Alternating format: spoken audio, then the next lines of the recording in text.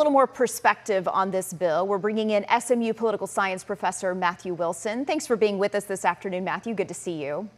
Thanks for having me. So let's talk about strategy. What factors contributed to the bill's passage today?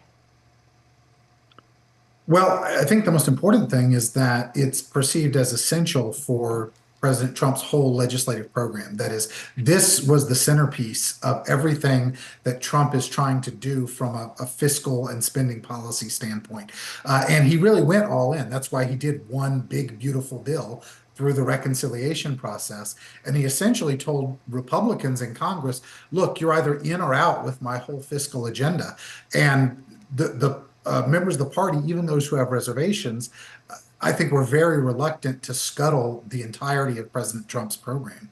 Yeah, we did have 3 Republicans, though, who did join Democrats. And then, of course, Vice President Vance had to break the 50-50 tie. So does that give us any indication about what might happen in the House? Well, we know that already last time this went through the House with a 1-vote margin. In both the House and the Senate, the passage of this bill has been as close as it could possibly be. So I think we'll be looking at another cliffhanger in the House. Yeah. Whatever happens, if it passes, it's not going to be by more than 2 or 3 votes. So it's going to be a razor-thin margin one way or the other. Yeah, no real room for error there for anybody. I want to talk to you about Elon Musk now. He has said every member of Congress who voted for this should hang their heads in shame. He's called for a new political party. He has threatened Republicans with primary challengers. What impact do you think that Musk will have on the Republican Party after this?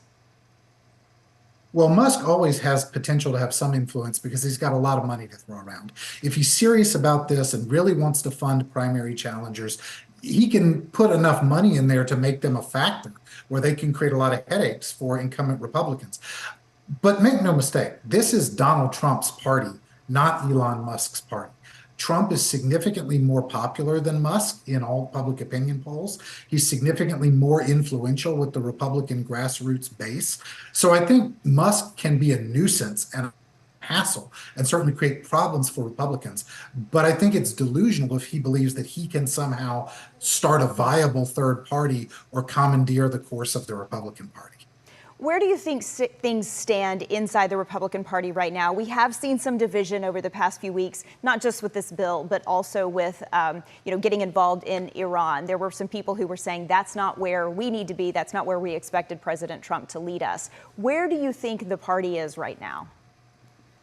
Well, I think for now, the Iran issue is pretty muted because the American strikes seem to have gone quite well. There doesn't right now seem to be the prospect of any sort of long-term quagmire or engagement in the region.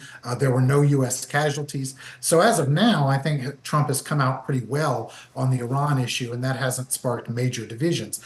I think this bill has the potential to create some more serious problems because it's got critics both from the right and from the left. People on the right are critical that it adds to the deficit and doesn't do enough cutting.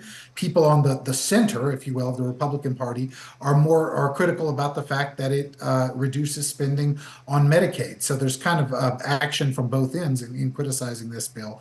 It could create some divisions, but the reality is in the 2026 midterms, Republicans are going to all sink or swim together.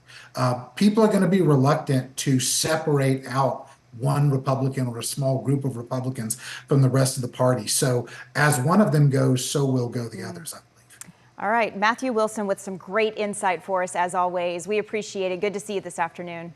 Well, thanks.